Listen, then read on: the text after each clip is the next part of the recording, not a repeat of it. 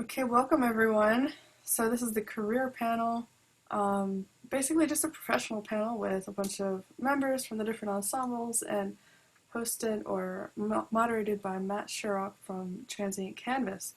So I'm going to hand this right over to him. Excellent. All right, yeah, so thanks for having us here, Elizabeth. So I think the best way to start a panel like this is just for everyone to kind of say who you are and where you're at in your careers, and give a nice introduction. So let's start with Andrea. Sure. Hi, everybody. It's great to meet you all, and I'm excited to start working with the composers that have written for Hypercube. Uh, I'm from Hypercube. I'm the pianist and accordionist with the group. We've been together since 2014 as our ensemble.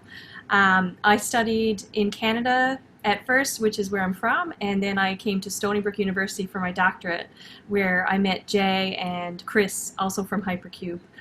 So we started working together that way. I came for the doctorate not just because of the academic job opportunities that would come from having a doctorate, but to study with a particular teacher that was there at Stony Brook, and also to be involved in the chamber music there, which is what brought me to Hypercube. So I guess that gives you a bit of a background on me. Awesome, thanks, Andrea. All right, let's turn this over to, let's see. Uh, Jennifer and Diana, do you both want to talk about SpacePants, or do you want to have one of you go at a time and talk about yourselves?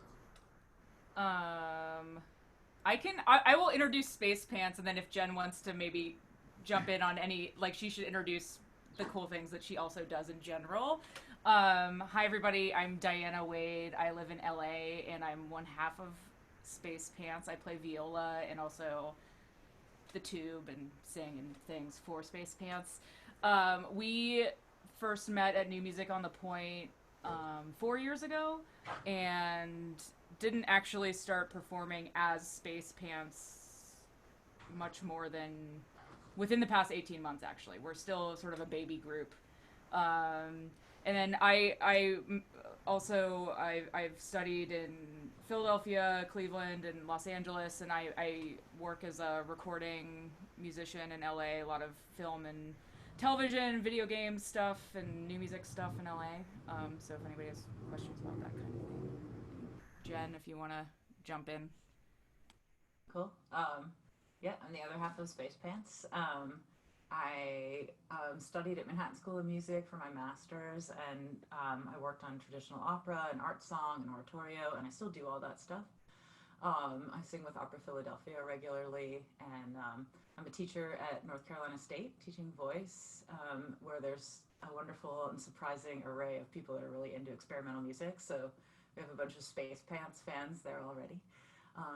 Yeah, so just like Diana, we both kind of run the gamut of, early music all the way to playing a drainage tube. Awesome, awesome. So exciting. Let's go over to Adam. Hey everybody, so all the participating composers heard my spiel yesterday, so really this is more for the panel. Those of you who don't know me, because I know about half of you anyway. So I'm a composer. My day job is in administration. I work at Southern Methodist University in Dallas, Texas.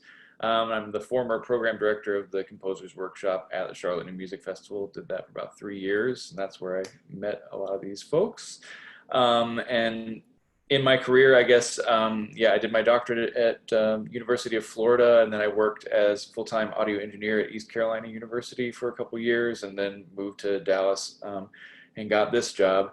And in my composition career, just to give you guys a preview, I feel like I'm at one of the low points, but I'm building a lot of things. So I'm working on a book, and I have couple pieces on someone's CD coming out, and have a couple other projects that I'm working on. So I feel like on my website it looks like nothing's happening, but a lot is happening. So excited for next year.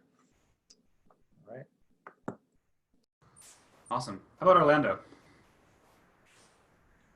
Hello everybody, I'm Orlando Cela, and I'm part of Duo Zonda. It's been already good to meet the composers with whom we will be working.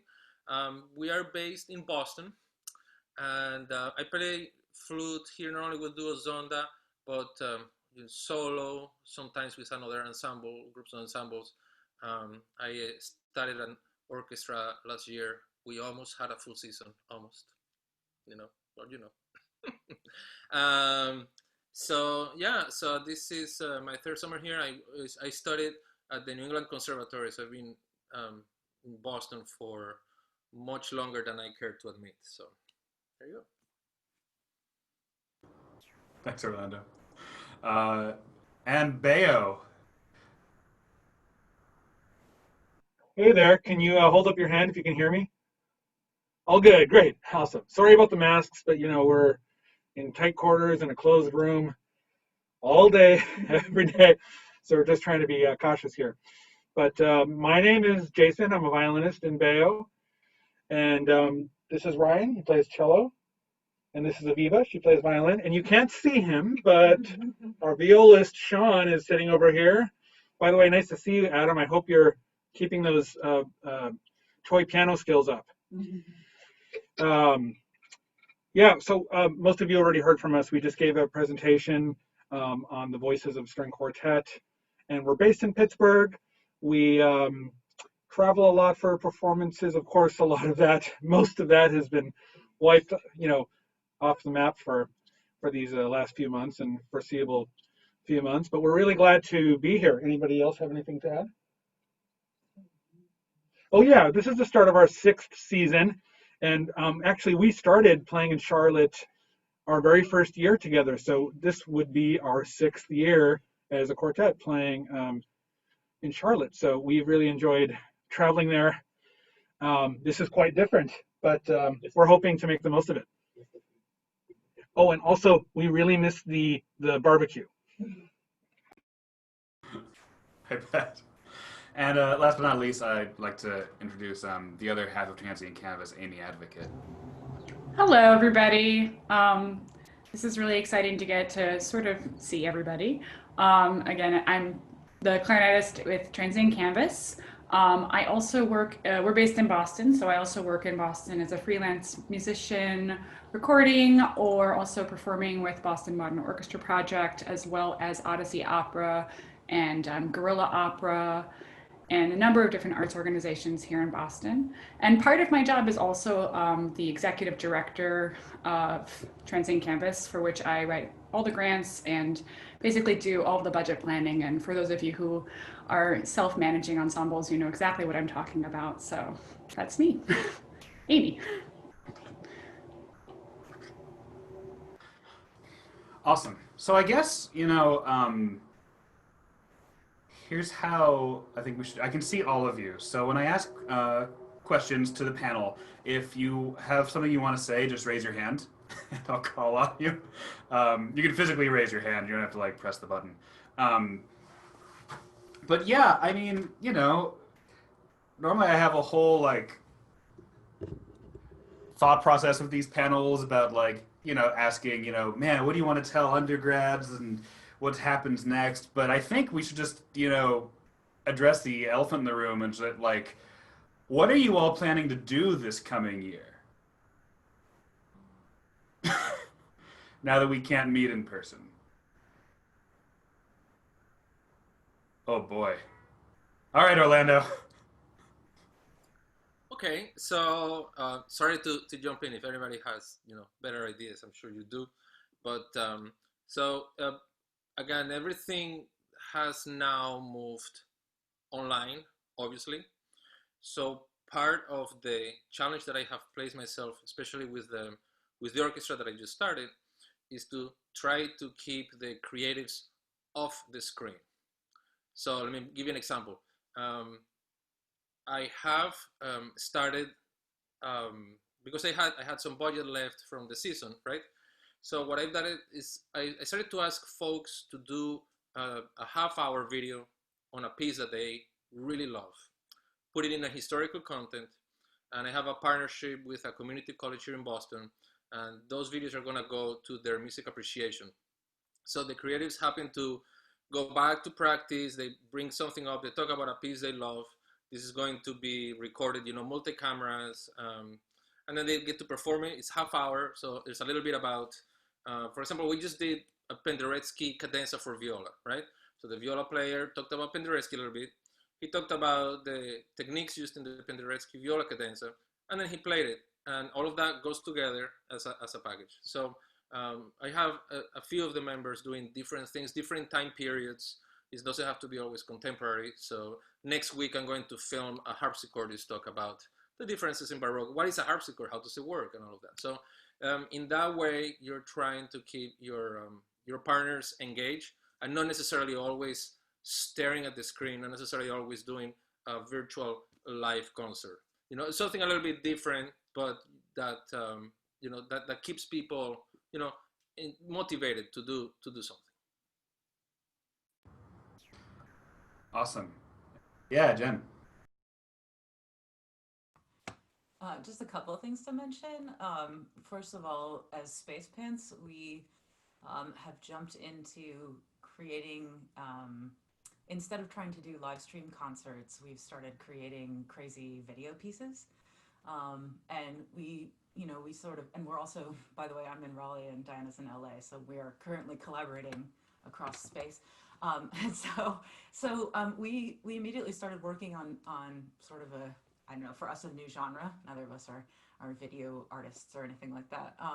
And just really having a good time exploring a totally new thing altogether, which has given us some energy, because it's not trying to do what we can't do, but rather just jumping into something new. And there's also some projects like that happening at my school. Like, we're going to take over the entire parking garage at the stadium at NC State with the choir director, and we're gonna put people all around the edges where no one has to be near each other and turn it into a huge music box, parking garage music box. So those kinds of projects that are sort of the thing that you could do that you never thought of before, because here we are. Yeah, Beo. I hope you all enjoyed that camera pan. It's a great question, Matt. It's something that everyone's been thinking about. We've had a lot of time to think about it. I think one of the most, in both of what's already been said, is like, yeah, absolutely, Jennifer and Orlando. One of the first things that we felt we needed to ask ourselves is there's a double-edged sword. One is, okay, now we're all in a position to remind people why arts and concerts are still needed and why they're needed as things move forward. Second, we have to ask ourselves, what do we miss out by not getting live concerts? Live streaming is convenient in terms of that we can do it, and we can do it now, but it doesn't substitute for certain things. First of all, in a live concert, Adam can speak more to this perhaps than I can, but when we hear a good recording, the reason we think it's a good recording is we've captured the energy, the frequencies, and the frequency spectrum of the instruments that we're hearing, especially with string instruments, but any instruments.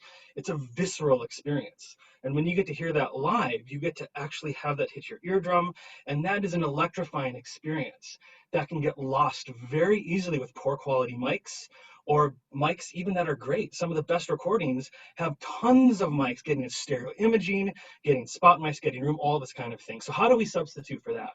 But also, how do we substitute the intimacy of a concert? And I don't mean the necessary proximity, but if I'm at a live concert, I can see a quartet member or a band member look at someone else and make that little eye contact, the eyebrow raise, the sweat drop down. All these things add to an experience, and we no longer have that. And unfortunately, those are really important when it comes to getting art to come across, especially in a society that doesn't necessarily value it as an everyday thing the way we all here might collectively think of that. So that's a really long-winded way to say that we really agree with what Jennifer was just saying too, that video has become hugely important. Of course, the problem is you have to have well-produced things. How do we produce things now when we can't be around people? It really changes the game with what we as performers have to do. when Beo started, we made the decision to want to have control over as many parameters of live performance as we could. So I've been studying audio engineering for about 10 years now. We do a lot of multimedia projects where we run everything. We run our own sound, we run our own equipment, we run all the projecting, we do all our video capturing.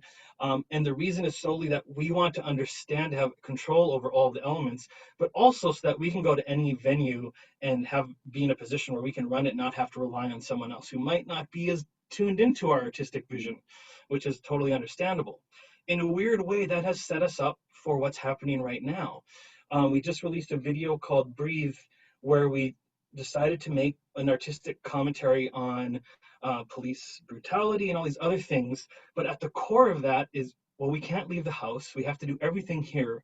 And it has to be visually stimulating enough to get across more than just a political statement, but an artistic statement.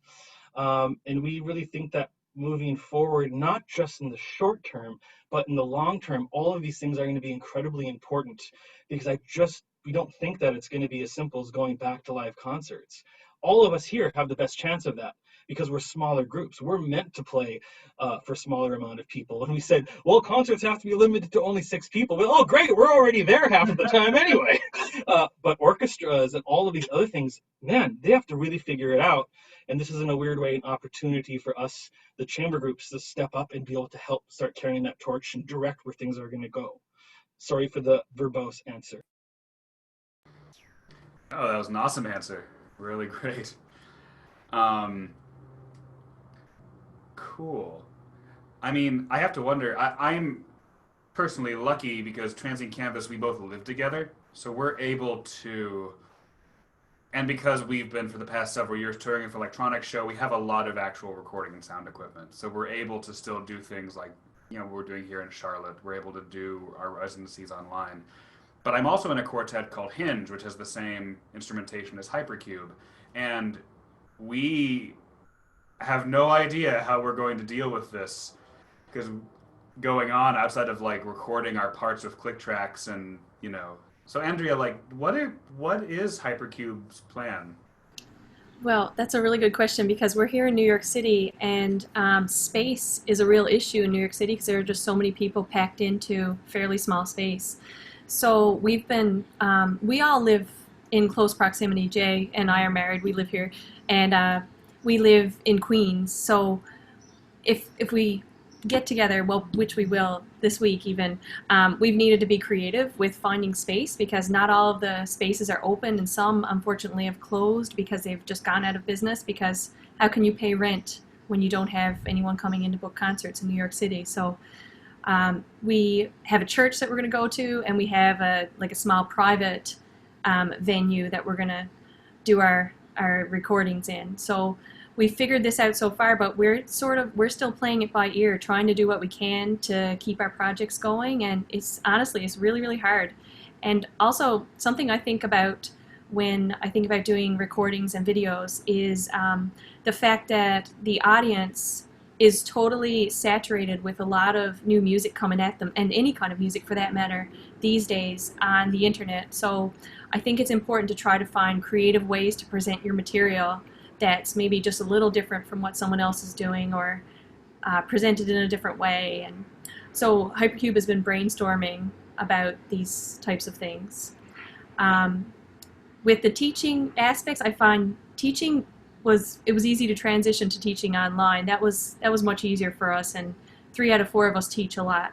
So that part of being in quarantine was really easy, but with the group, it's still a challenge, and we're still working on it. Still figuring things out. All right, maybe I should move on to maybe a composery question. So this could be for both Elizabeth and Adam. Does this change much for the two of you? What's happening right now, like in terms of the virus, in terms of ensembles not being able to meet together, or what? Yeah, what are your thoughts on that? Or maybe what can all of these younger composers do at a time like this? Yeah, I had a couple of thoughts. So, well, I'm involved with the chamber orchestra. I'm the stage manager for the Dallas Chamber Orchestra, and we postponed our concerts to the fall, but Texas is opening up, but we know that we're not really going to be open. So it's like, are we actually going to do concerts? But at the same time, the most we've had on stage was 20 people, but it's more of a case of like, can we rent out the hall where we play? But those decisions aren't really up to me. It's more of like, yeah, is that going to be one of my gigs this year or not? It's the same with all the players and the orchestra. It's all like, per service. And then, well, my wife and I were talking about trying to put together some kind of ensemble here because there's not too much of a new music scene in Dallas. So we've been talking with a few people, and she plays French horn, and she's played with a couple people to try to get that rolling. But then we just had to put on the brakes because of this. And then, well, just incidentally, we're going to have a son in the fall, so so we're going to have to concentrate on him for a little bit. So I guess just for me personally, like it sounds terrible to say, but the quarantine has been kind of a blessing for me because I got to work from home. So like I could immediately like not have to commute and like start working on my own stuff as soon as I was done with like SMU work. So I was able to knock out some projects. Like I mentioned, I'm working on a book. I finished the draft, and I wouldn't have been able to do that if I didn't have that extra hour a day of not commuting time. And I had mentioned in my introduction, I'm kind of in like a rebuilding phase anyway. So I'm trying to rethink what I'm going to be as a composer. And so like Jason mentioned, the toy piano skills. So that's one of the many things rattling in my brain of like trying to work up a live set and eventually play some toy piano concerts. So I've been thinking like, soloists and small groups, yeah, maybe I can jump in and do some concerts like that. Like there are a couple little breweries and distilleries near where we live that are starting to do some live concerts, and we want to try to get out and do some of those. Like if they have a patio where you can still do social distancing, trying to get involved in that way. But we don't have any firm plans right now because of everything else going on. But I guess that's how I'm trying to think of things. What can I sort of build and have like ready to release when we can finally see each other in person and do concerts and that kind of thing? Actually, Alejandro Rudy is in the room, so he's not part of the panel, but I would like to extend the question to him. Oh, thank you, Elizabeth. To me, I mean, I have a regular paycheck at the university, so I'm not so desperate, and I get to write and record the stuff and edit.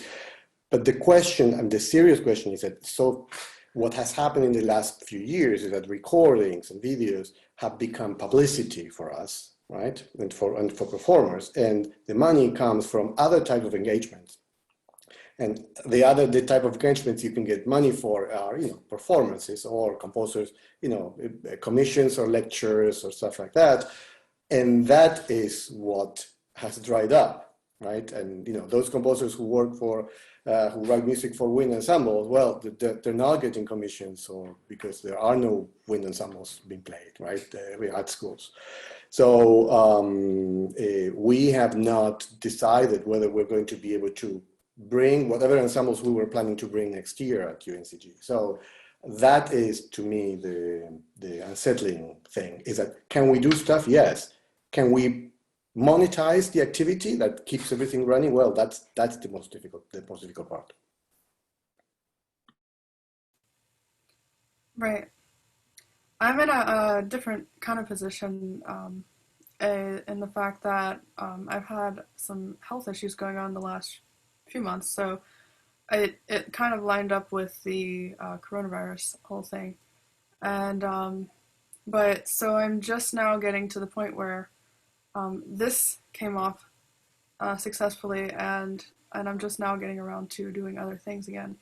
But kind of like what Adam said, in a way, I had too much stuff going on, and slowing down and staying put was not the worst thing in the world. But I really feel like that with some creativity and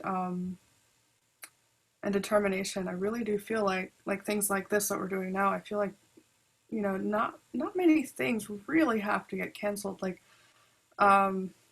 so there's a way. And even if, Alejandro, I wanted to ask you about what you had students like Maria and Treya doing when they were composing for interactive pieces over Zoom. Now, it's obviously not a thing to be able to play together in real time, but actually, our PE duo, they're going to be performing next week. They're going to be performing as a trumpet player and a synth electronics player, and they're performing a live set. The synth player, I think he's either in Norway or Iceland, but they're going to do it live and over Zoom. so that's going to be really cool. But I was wondering the approach that you took with your class, Alejandro, too.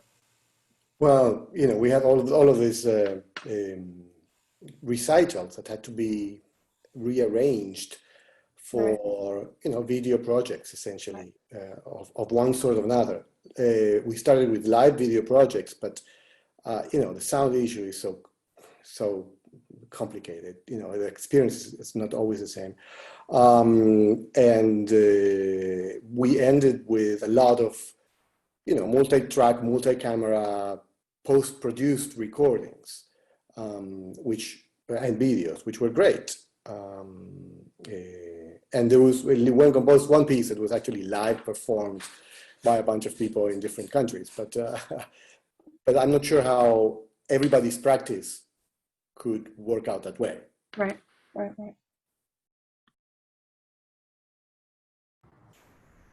Cool. So, I personally, like everyone else on this panel, I make my living by piecing together different things. And a lot of new music musicians do, a lot of musicians do in general. So in some ways, it's a double-edged sword. We're kind of lucky when one avenue goes away, we still have the other one. But I guess, this is a question kind of for everyone, but the longer I've taught in higher ed and I watch how it works, and since all the composers here are at different stages in your careers, but a lot of you are probably still in a higher ed institution of some kind. I guess for the panel, I want to ask, let's be real. Things are changing. What advice can we offer people other than the normal go get your PhD and get a college job thing? Because that's just not real. That's not a thing that actually happens in large enough numbers to honestly tell students that's going to happen for you. So, any thoughts on that? I have some thoughts on that. So I definitely think that just getting your PhD is not the only path. That's definitely not the only goal. I think what we should all be shooting for is just finding our own personal voice in music and finding our way to make music, even though there are so many of us. We have to realize that it's not a competition, that we're all doing something that's slightly different, and we need to embrace our own musical voices in this time. I come from a classical piano background, so you can imagine how competitive things could get sometimes.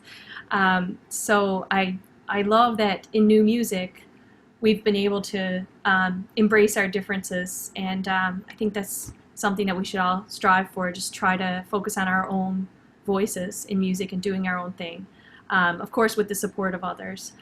And I think during this time in particular, something that you can do, no matter what point you're at in your schooling or if you're not in school, is to connect with performers. We can still do a lot of these Zoom meetings, and something that Hypercube has been doing is workshopping with composers in our own individual spaces.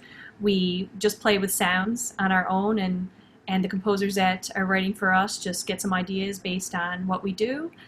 And we're also doing another thing. We're creating these podcasts where we sort of have an interview with composers that we work with, that we plan to work with in the future.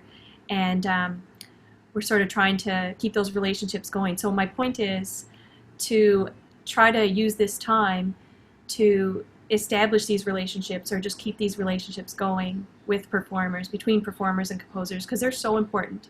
And this is something that I really love about live music, like going to a concert and then hanging out afterwards. The best part is what comes after these hangouts. You sometimes get to know each other, and then these collaborations just naturally happen afterwards. So we need to keep this going. That might be off on a tangent from the academic side of things, but I think no matter where composers are and no matter where performers are, we can still come together during this time. Awesome. Adam. Yeah, I just wanted to jump off of that because so I met Matt and Amy at a concert in Atlanta. They were coming through and playing with Chamber Cartel, who is a group I'm really good friends with. And since I hung out with them and talked with them after the concert, they invited me to write a piece for them, and then they played it. And then I was able to put that online, and now it's been pretty popular. I mean, it was played in Finland and Australia and a few other places. Just so that's just a really tangible example of like, go and befriend performers, go to people's concerts, even if there's nothing in it for you, you know, just kind of be friends with people. So I wanted to say that, and then also, for some of you, maybe this is like the right time to think about this. For some of you, maybe this is too early, but what I've been trying to think about for myself is just having multiple income streams. So I do have a full-time job, but I also adjunct teach at a different institution, and then I have that gig as the stage manager. Then I have my BMI royalties, so there's a little bit from that, sheet music sales, a little bit from that. And this book idea that I'm working on, you know, I had some ideas in my head, but one of the more practical ideas was I would like to like go on the lecture circuit and like talk. So it's like a collection of crazy essays about what musical instruments mean. And so my idea is to just have like a wheel that you can spin and be like, okay, today I'm going to talk about oboe, viola, and percussion, and then kind of like perform these essays. So I thought that, and then also like if I'm at a concert or something, like maybe some people have their card, or maybe some people have CDs. I have a few CDs, but it might be different to say, well, here's a book you could buy too.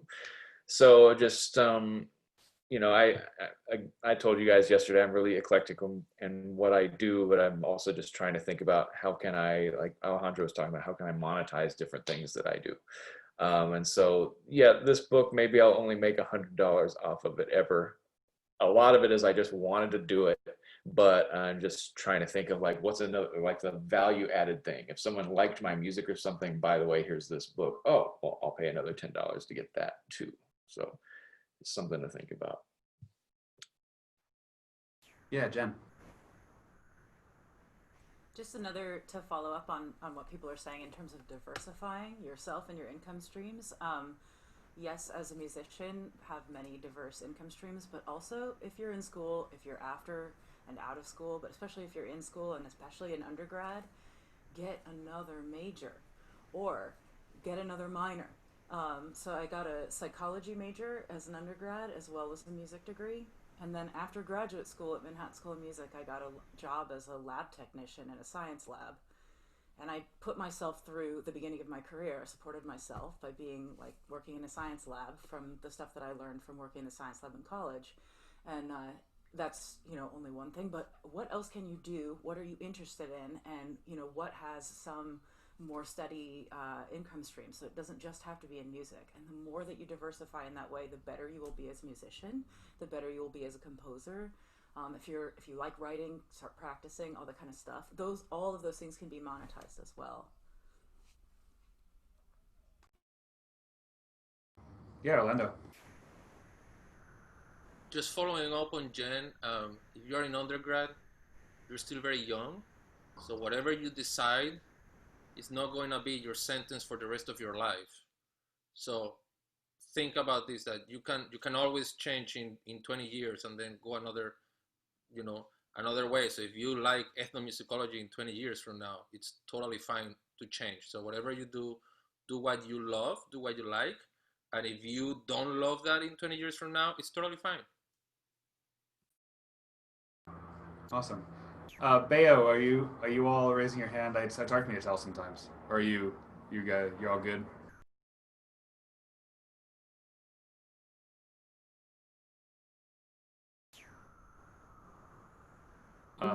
Oh, they're just flexing. Ah, nice. Oh, Wait, what? sorry, I'll just say a couple words. I think, I mean, maybe this is a little wishy-washy, but I don't really think there's a correct way. And I would say definitely depending on where you are in schooling, I think it's totally viable to just say, lean into the fact that you are still in school and just absolutely learn as much as you possibly can. Take the extra time to just dive in, listen to recordings, watch performances on YouTube, not just of things that are going on right now, but ancient recordings is a stretch, but like, you know, recordings from the 60s, whatever it is. If you're interested in learning more about like harp repertoire, or like how a harp works or something like that, like just use that to really dive in. And, you know, totally opposite extreme. Take this opportunity to set up projects that maybe might make you an income in the future. It doesn't have to be something that will yield revenue right this second. But I mean, you know, this is an undefined time in terms of like when things will end and concert halls will open. But a vaccine will come eventually. We're not going to infinitely be on Zoom. So I think it's okay to also just think about things like, okay, I can take this year to do X and then, you know, be focused on something else for, you know, a year from now. So yeah, I wouldn't prescribe anything in particular. But I would say just, you know, think about what you like, depending on where you are in school versus not school, what makes the most sense, given that, yes, this is going to be something that lasts for not just the next 2 weeks, but also it will end. Those were awesome points. Thank you. That was really great. Yeah, in these kind of career talks, we actually never actually say the sentence, it's okay to just be a student. So yeah, thank you for bringing that up. That is awesome. Okay, so how important is it for you to have a website as a composer? And is SoundCloud a website? I have my opinions, but I'd love to hear the panel's thoughts on this. You can just unmute yourself and start talking. Okay. I think SoundCloud is a fine place to start, but I was telling you guys yesterday, it's nice to have like your central place that pulls in everything. You have your recordings there. You have a place where you can look at or potentially buy scores. You have a list of all your works. You can't necessarily do that on SoundCloud. If right now you've only written 2 or 3 pieces, that's cool. Start with SoundCloud, but I think eventually you'll want to have a place that's yours, that you can have your SoundCloud, YouTube, everything kind of tied into it. I heard a very solid piece of advice recently that really made sense from a marketing guy. Actually, he told me that build yourself a newsletter and put everything on your website. Basically, you don't want to keep things on Facebook. You don't want to keep things on other sites or the one you're mentioning. What is it? SoundCloud. And you don't want to keep things on there because it's basically like putting your business on somebody else's property. And that property can come down at any time. It can do whatever it wants to your property. And then it's gone. So always make sure first of all, back up. But most of you all know that. So back up everything, but also keep it on your own identity. And have everything centralized, like Adam said. All your videos and audio neatly labeled on your website and findable. Amy, go ahead and just unmute yourself and start talking.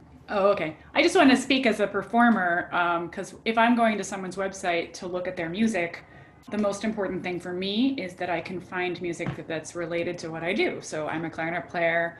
I'm in this duo with percussionist, and maybe I want to do some solo rep with electronics or without. I want to be able to go to your website and immediately find music for me.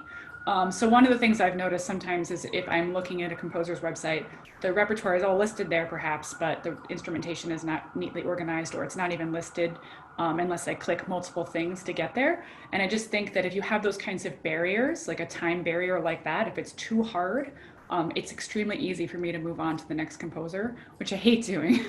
But sometimes it's just so difficult to find the things that I'm looking for. So I just wanted to put that out there. And I also wanted to say it's never too early to have a website. Certainly SoundCloud is a great place to start. But I think too many times when I talk to people about this, when I'm consulting with people on their careers, it's usually the words that I hear are not ready, I don't have enough stuff. And I think you do have something to say for yourself, and you should really have a place for people to find you and know that you're making art. So that's all I got to say about that. Yeah, Diana. Just to sort of piggyback on what was just said, yeah, even if your website is a bio, one page is like a bio, and then you have a page with a couple works, like you don't have to have this super elaborate page. The one other thing I will say though is that investing in good photos goes a long way. I used to be in a string quartet, and also for SpacePants. Having photos that are either really weird or interesting in the case of SpacePants, or just really high quality looking, gives the sense of like, oh, this person's legit. Whether that's people judge things with their eyes, and so yeah, I have definitely gotten gigs because my photos look good, I think. And so it's just, I think, something to be aware of. And it really feels like people just, if you have a website, it's like a check off, like check they are at a certain place, they have their website. It doesn't have to be, you don't have to reinvent the wheel with your website, but it's just sort of like a thing that needs to be there, is, in my opinion. Yeah. Awesome. And again, like as a performer who actively searches for pieces to play, it is incredibly helpful for you to have a works list on your website. There are a lot of composers who I will look up and like, this music looks awesome, and then I go to their works page, and their works page is a link to their SoundCloud page. Again, that's not like ultra helpful, and I know it looks old-fashioned to have like a works list, but it's incredibly helpful. I actually look for and try to buy music when I'm looking for stuff to play. So if I see that you have a piece written for something I'm looking for, or even a piece that I might adapt, since I'm a marimbist, I play a lot of guitar music. So that if your website, like they've been saying, if your website is only your bio and a works list and a picture, that's great. And also on that topic, you're going to be working with student performers all the time in your degrees. Get as many recordings from them as you can. This is actually another good point we should bring up. So this is for performers, composers on this panel. What are your thoughts on compensation for composers when they write for you, or versus performers and all that stuff? Does it have to be money, or can it be something else? Again, at this point, just like if you have like thoughts, just unmute yourself. I'll just jump in then. Okay. Oh, never mind. I did the same thing at the same time as someone else. Who was that? I can wait. No, okay, it's me. So I felt like that was a really leading question, so I just jumped right in. So when Matt and I started out as Transient Canvas in the very early days, you know, we were in this predicament, bass clarinet and marimba, didn't really have a lot of repertoire behind the instrumentation yet, and we had friends who wanted to write pieces for us. So just kind of this natural, we fell into this like place where we were premiering like 20 pieces a season in the early days, and now we're entering our 10th season. So we have a lot of repertoire, you know, and as you said, sometimes as you're starting out as an ensemble, you just don't have the funding. Grants are often asking you to be performing for at least 2 years before they can even help you out with money. So if you have a mutual arrangement with a composer, as we did, it was really beneficial for both of us. We got repertoire, and we promised the composers at least 3 performances, which we still do now. And also we were giving high quality multi-angle videos from the very beginning to all composers we worked with. And we still do that. And we also now offer the opportunity to eventually be recorded on the studio recording, because we're releasing albums of basically all of the commissioned repertoire that we have. And these days, in the last couple years, we've been also adding a commission fee to all of those guarantees, but we still really feel committed to this idea that we're not just asking someone to write a piece so that we can premiere it and then toss it into the binder to be, collect dust in the corner of my room. We're playing these pieces as part of like our journey with the composers and collaboration. These pieces grow with us over time. So we're always performing our commission pieces at least 3 times. We record multi-angle videos for everyone. We want everyone to have their website, as you were saying, filled with recordings, so that someone like Adam, that piece Ripples that he wrote for us, he got a recording and now people are playing the piece, and I'm so excited about that. So that's our goal, I feel like, as performers, is to offer all of you that portfolio portion as well as the commission fee. That's it.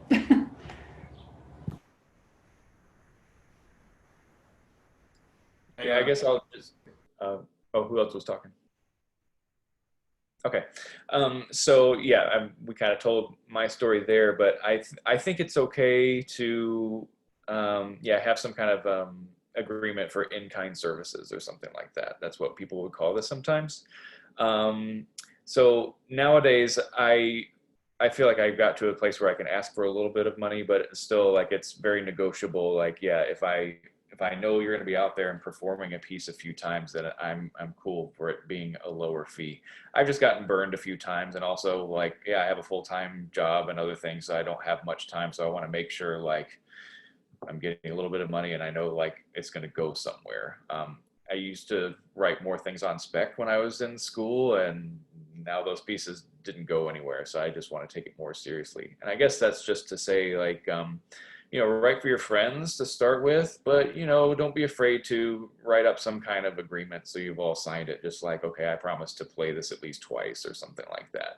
Like, no money needs to exchange hands, but I will provide you with a recording and I'll play it twice. So you could just kind of start there, so that way you don't feel like you're going to get burned by people. Yes, hello. Yeah, if the issue at school, what we tell our students is, do not charge money to your classmates for playing music. You're going to need them to be in your recital, and if you tell them that you're going to ask money to write music for them, they'll ask money to play in your recital, and that that even when my colleagues at UNCG ask me for a piece, they're my colleagues, I just write it for them. If there's external funding, I take it. But I think at intra-institution, we try not to monetize the exchanges because, well, to create a sense of collaboration, but also from a composer's perspective, we end up losing. Beo, you guys have some thoughts. Yeah, first of all, this is such a great experience. It's so fun to see Alejandro over here. We haven't seen him for like a year and a half. I just want to shake his hand. I know COVID, I can't.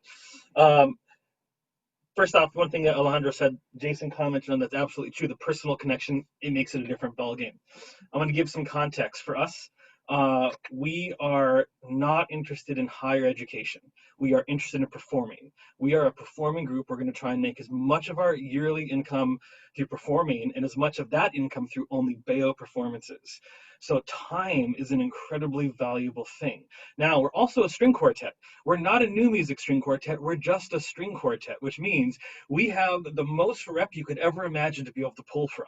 So all of a sudden, the reason why we choose to play a piece really comes down to artistic decisions, combined with some other things, of course. So this is less about pay or not pay a musician, but more of giving you an idea. And that idea is, don't just ask someone to play your music. Have an idea that goes behind that. We get sent scores all the time, and inevitably the first thing that we'll tell them is, sorry, we would love to have time to read this, but the truth is we just don't. And that's not an exaggeration. If we take 20 minutes out of every rehearsal to just read one piece, we're not learning all the things that we have to learn.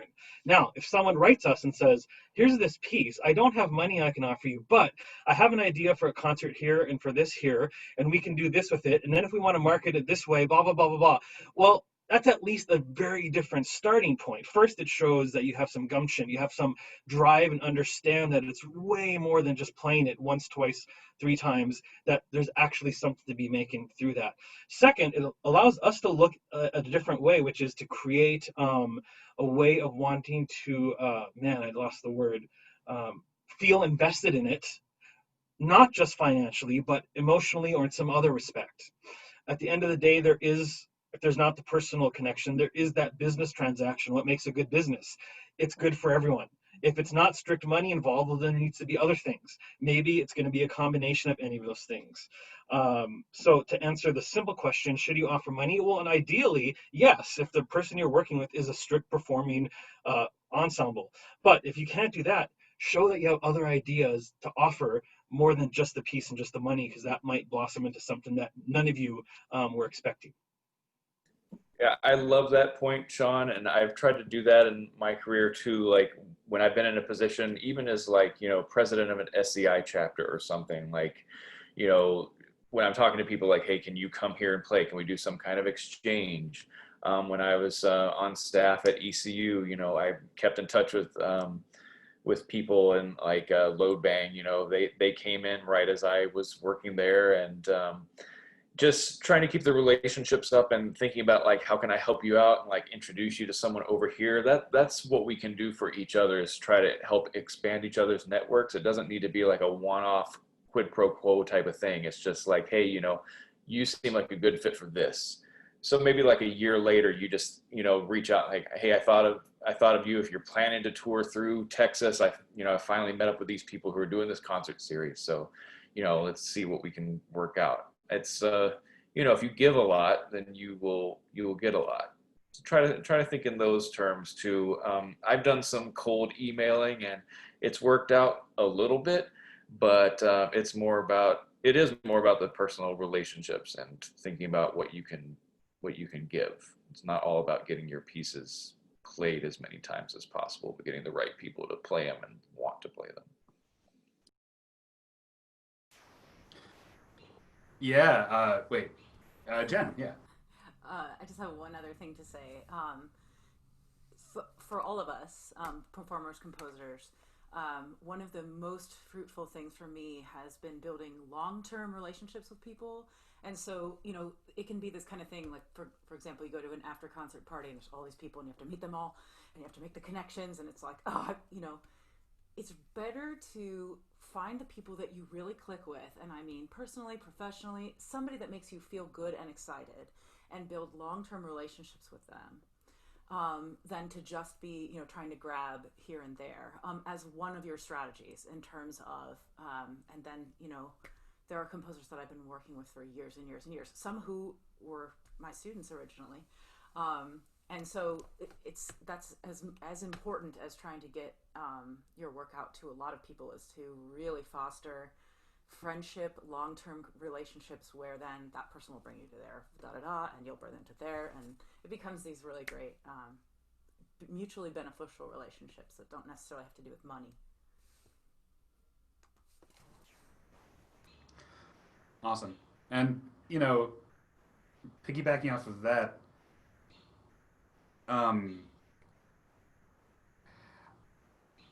as if you have a choice sometimes to your next project, if you're like, man, what should I write? There are 1.5 billion string quartets out there. But if you look at the landscape, there are other instrumentations that exist. There are groups that have weird instrumentations like viola, soprano, like bass clarinet, marimba, like saxophone, piano, electric guitar, percussion. If you go to school with people who play all of those things, so maybe the electric guitar part. That was always hard for me when I was younger, finding an electric guitarist. But write for some of these new common instrumentations, because Amy and I get cold calls a lot from composers sending us scores, more than you'd think for a bass clarinet marimba duo.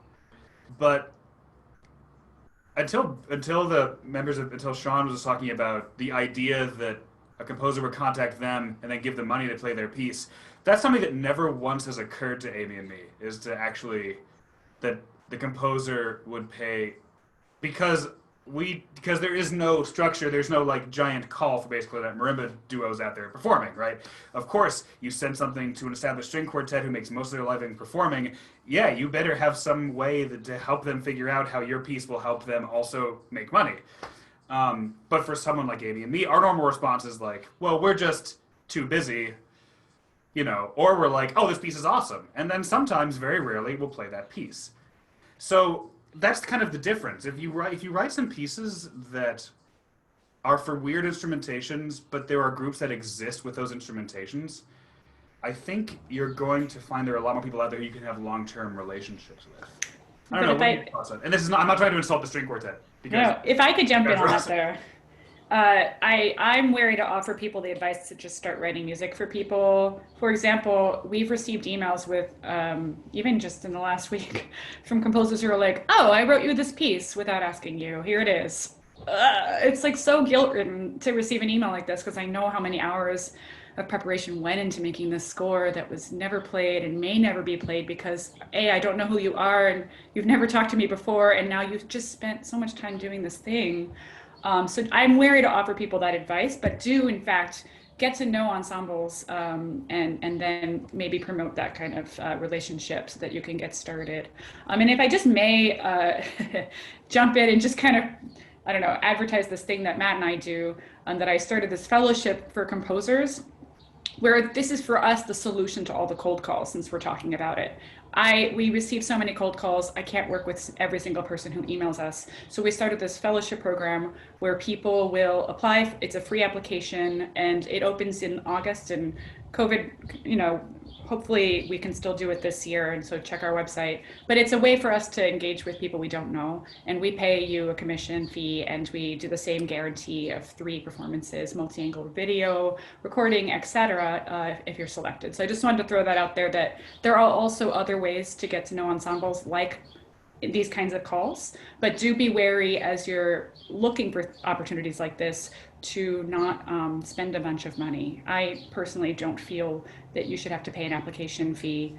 So that's why we don't have one in our fellowship program, but that's my piece about that.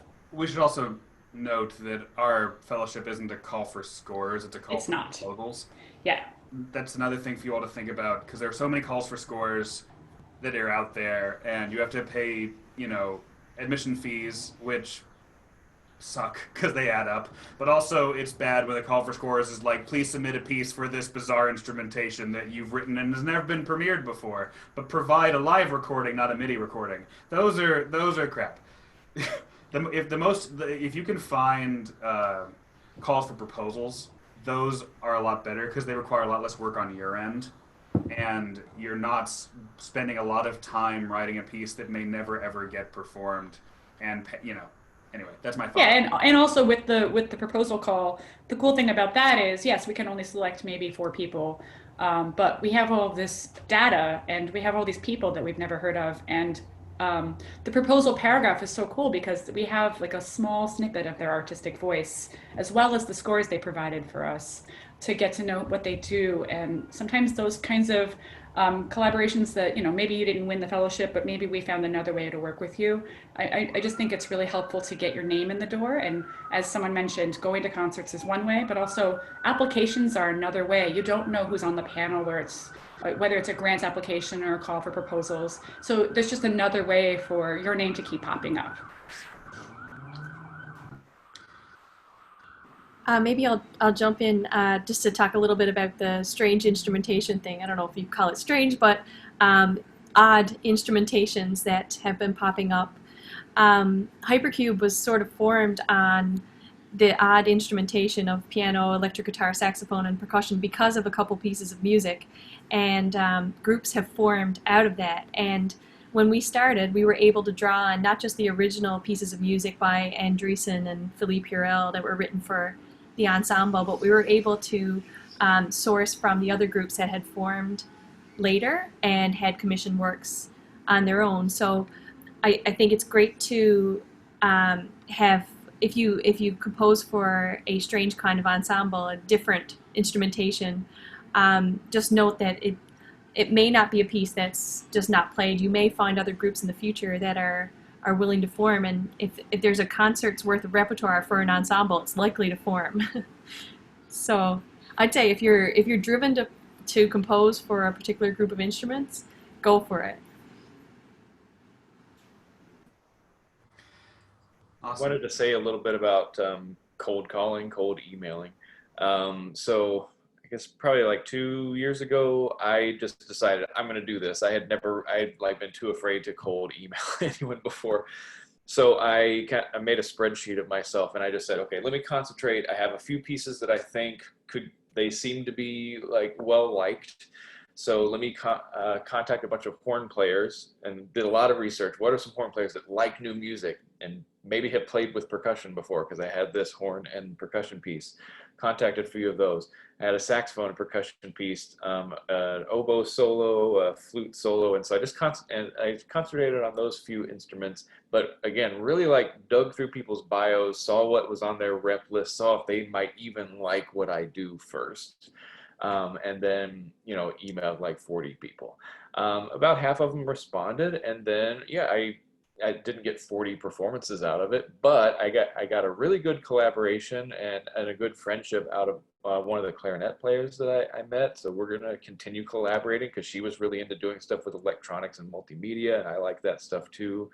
And then a percussionist that I wrote to about this saxophone and percussion piece. She had a duo. They still are planning to do that, but she ended up asking me to write a piece for speaking percussionist, and so I wrote a little piece for her for that, because like we just were kind of like emailing about different pieces that we liked and found like what we had in common, and so I was like, yeah, sure, I'll write this for you, and so then she's performed that a couple times. So just to kind of like show, like, do a little due diligence, but don't be afraid to ask. And I was also remembering like when I was at ECU, like I was frustrated because I couldn't help more. Like Orlando emailed me a couple times to try to set stuff up at ECU because he was going to be in North Carolina anyway. Couldn't quite make it work, but again, he was just like, who do I know in this area? How can I make this trip more worth my time? Oh, well, Adam works here. Let me email him and see if we can work something out. It didn't work out that time, but it was still worth checking in. So again, sorry, buddy. Just business. Cool. I think this would be a great time to open it up to questions. So if you have questions, just type them into the comments, and we'll address them one-on-one. Just because I can't see everyone on the screen, so if, yeah.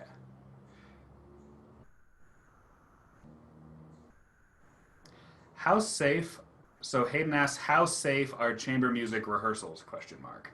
Beo, what do you think about that? How safe are these rehearsals right now? Depends on how prepared you are. Oh. Oh, I mean, there's definitely a risk. We're taking a risk. I think all of us are probably trying to be particularly careful, knowing that we are rehearsing every day in a small closed room. But I mean, I think it just really depends on the particular ensemble and where they are. If you're in New York City and you have to take a subway to get to your rehearsal space or the house that you usually rehearse in, that's a lot less safe than when you have to drive your own car that you're the only person who gets to get to a rehearsal. So I think it just totally depends on the ensemble. Also, is it fair to say, how much do you trust your colleagues? It's just, is Aviva going out to raves? I'm going to say no, so I'm okay with that. But, Also, we're at a point now where testing is available, so it's available in New York City anyway. So actually, our saxophonist already went to get tested, and because she wasn't feeling great, but it turns out that she's negative, which is great. But we're all going to get tested and just hope for the best, hope that we're all okay. We luckily don't have to take the New York City subway to get together. That's a good thing. Yeah. So we have a question for SpacePants from Mike Powers. Given your unique instrumentation and performance style, who is your perceived audience, and how did you find and/or cultivate that audience? Wow. Thank you for the question. I think everybody. That's a horrible answer. I think SpacePants tickles everybody a little bit. They don't necessarily think we're going to, but we do. So I think we've really enjoyed finding ways where we get to surprise audiences who maybe are like, what is this going to be? We sort of backed our way into, or I don't know, it's a long story, but we wound up having a piece performed on a festival of pieces by Los Angeles composers. So they were featuring us as a co-written piece by SpacePants on this sort of like very serious new music celebrating LA composers. And it was an electronic music concert. And then we performed, and we were cracking up backstage because we just felt like we were crashing a party. But, you know, I think people enjoy variety or getting surprised, or that, you know, we have some humor in what we're doing.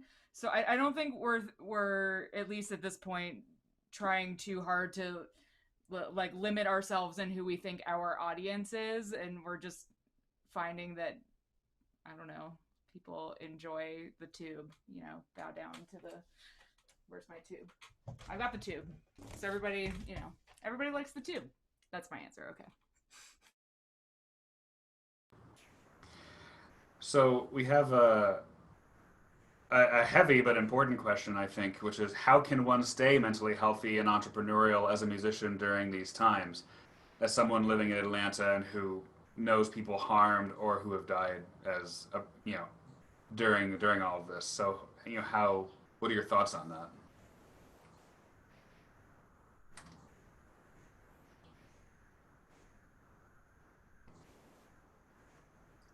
Well, I guess it's just mainly having a support network. I think a lot of us, I mean, I'm really introverted, so like I said, it was sort of a blessing for me to have the quarantine, but I also happen to not know anyone who has passed away. So I know that can be really tough, especially if you couldn't be there with them when it was happening.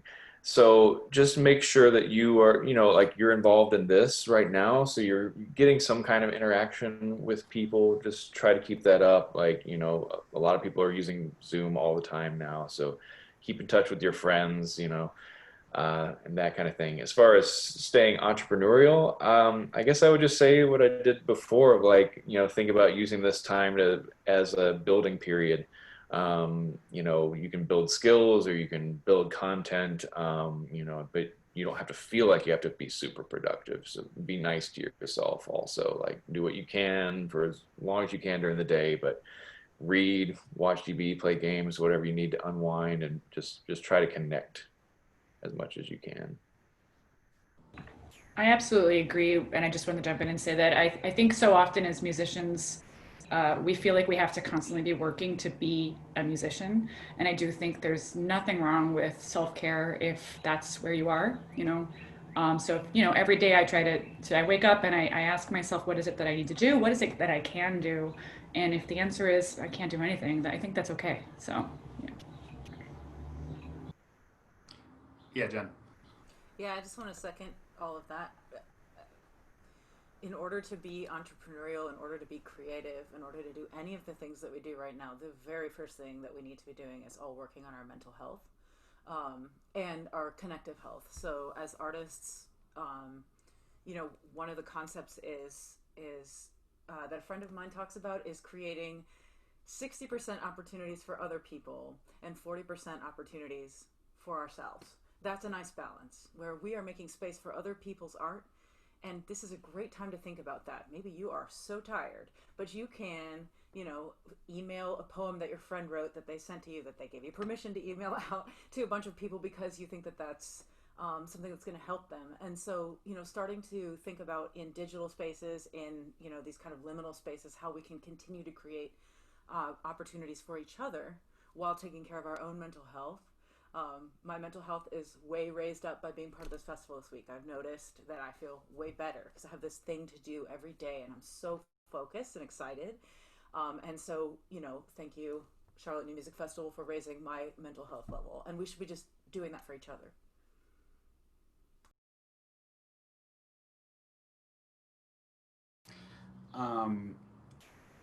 Awesome. Question here, even when we get back to a sense of normalcy, do you think that the music world will be able to bounce back in a relatively short amount of time?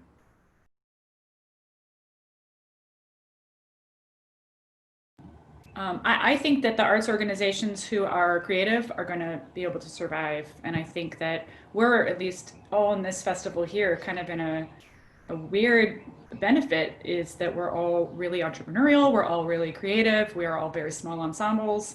New music just so happens to be a small audience, right? So there's a lot of really good things that I think will come our way so long as we keep at it and stay creative and try to ride this out. And so that's what my plan is for Transient Canvas is, we're doing remote residencies, we're offering composers much more recordings than we were able to before. Since we're both now home so much, we can do that.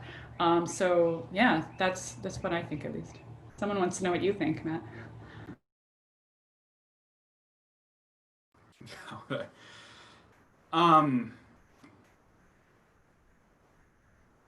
Look, I think it depends on where you are. Orlando, Amy, and me are all in Boston. Andrea and all of Hypercube are in New York. Diana's in LA. We live in cities that were hit hard and who are shut down. I mean, even though Massachusetts is slowly reopening, and I think it's going to go backwards before it goes forwards. I mean, all of our major concert venues have been shuttered until June of 2021. So, and the mayor of LA was saying something like they're not going to reopen the city for concerts until a vaccine is created. So, to answer your question, I feel like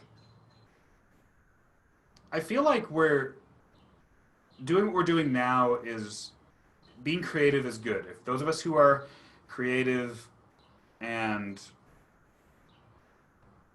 are flexible, like small chamber groups, I think that we are going to bounce back, but no one is going to bounce back quickly. There's not going to be a quick return to normalcy, in my opinion, across the country. I know that some parts of this country weren't hit as bad and are more opened than some parts of this country. But, music is a global thing. So I think the question is not will we bounce back to normal, but rather how will we stay relevant and vibrant and solvent in these times? What are some of the things you learned or gained you consider important besides the general music professional ability? Writing. Being able to write intelligently is staggeringly important. Including writing emails, by the way. That's, like writing sentences that are sentences. Super important. Anyone else have some thoughts? Yeah, I always talk about auxiliary skills. So, and Sean talked about this too, just learning how to do all sorts of AV stuff. Like, obviously now it's even more important than it was, but I think there was a trend towards people learning it even before COVID hit. Like, that's just what audiences expect now. They want to see something a little slicker. And I've seen people complain about the live stream concerts that we're doing in our living rooms because we're just doing it off of our webcam. Like, we could start doing a little more with that. But also with my own career, like, yeah, I have an audio engineering background, but also stage management wasn't something I was taught. I learned it by doing it over time. And then, of course, writing and web design. Try to learn everything around the business, so to speak, that you can, because you'll probably need to do most of it at some point. I think interpersonal skills are a big thing to working with chamber music ensembles. It took us a while to find the right group, and I've played with lots of chamber ensembles in the past. It teaches you, I don't know, to be democratic in making your musical decisions when you're playing with an ensemble. It teaches you to listen well and to respect everybody. I think that's something I definitely learned from playing chamber music. Diana? In addition to that, I would also say yes, definitely interpersonal skills, and then also public speaking is really and not just public speaking, but learning how to talk about the art you make. I think is so important to be able to talk about the music you're writing or the music you're performing. You know, when you meet somebody new and they're like, "What are you interested in?" or "What are you up to?" And you know, I think that's one of the reasons we found SpacePants has been really easy to do that. Is that it's so hilarious to talk about a tube, so that's been really fun and easy to talk about. But sometimes talking about your own writing can be a little more uncomfortable at first, and so practicing that can be really really useful, and I would really encourage all of you to cultivate that. And that also ties into what Matt was saying about learning to write. Writing about your art is really important. And with the call that we do, the proposal aspect of our call is so important. I mean, that's what we're asking you to do is write. What do you write? What kind of music are you interested in? What kind of music do you think you'd write our group? And being able to do that is so beneficial for grant applications. You're going to be writing those. I mean, certainly when I was studying clarinet, when I was like 18, getting my undergraduate, and I thought, I'm going to get an orchestra job one day, and that's what I'm doing with my life. But my goodness, I spend so much time in front of the computer writing grants. And yes, and someone asked about this. How do you balance it all? You know, you have to time management. You have to manage your time well. Excuse me. So it's just all comes together. The music career is very it's like a little puzzle, right? We're always piecing things together. My income revenue is coming in from teaching lessons now online, you know, doing my master classes and lectures, doing the Transient Canvas stuff, being an arts administrator, practicing. What? So it all has to come together. And then one last question from Ryan Carahair, which is a good question, which is, you know, new music is tied to higher ed, and so do we think the quarantine will inspire new support systems outside of the academy, or will music become increasingly reliant on the funding of academic institutions in these tough times? I mean, I'll just jump in, and then anyone else is happy to. I'm happy if people jump in too. We live in a country that doesn't fund the arts, and so our institutes of higher education have disproportionately filled that gap.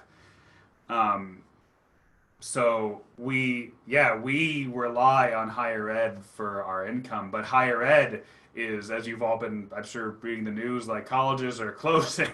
You know, the pandemic is really, you know, going to be messing with that. So I think the answer to your question, Ryan, is just I think both. I think some institutions will continue to, you know, give out a lot of money and we will rely on them. But honestly, and this is, I think, a good advice for all of you, for everyone, any way you can figure out to raise money and make money that doesn't involve a university is incredibly valuable and you should do it.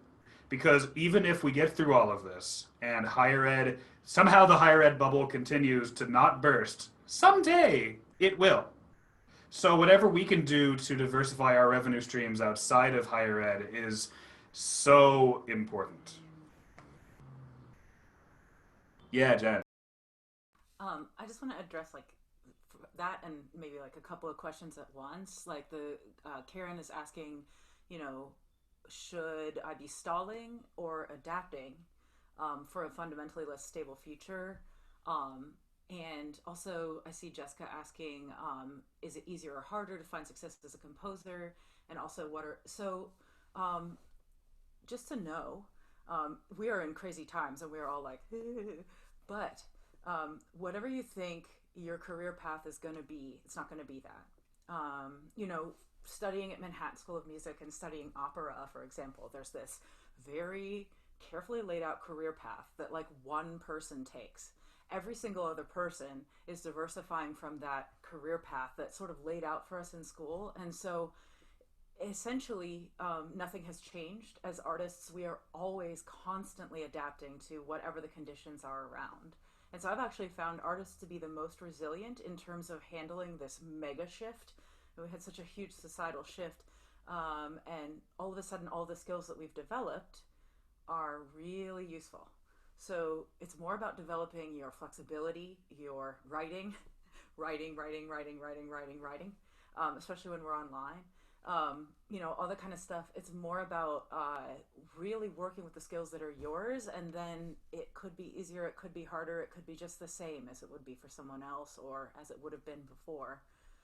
But this is sort of the same as it always is in a way.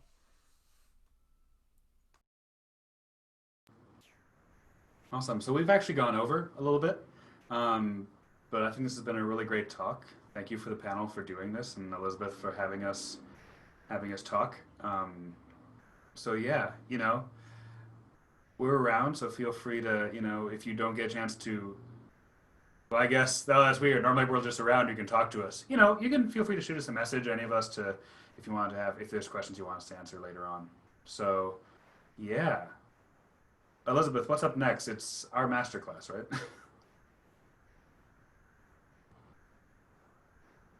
I think. Cool.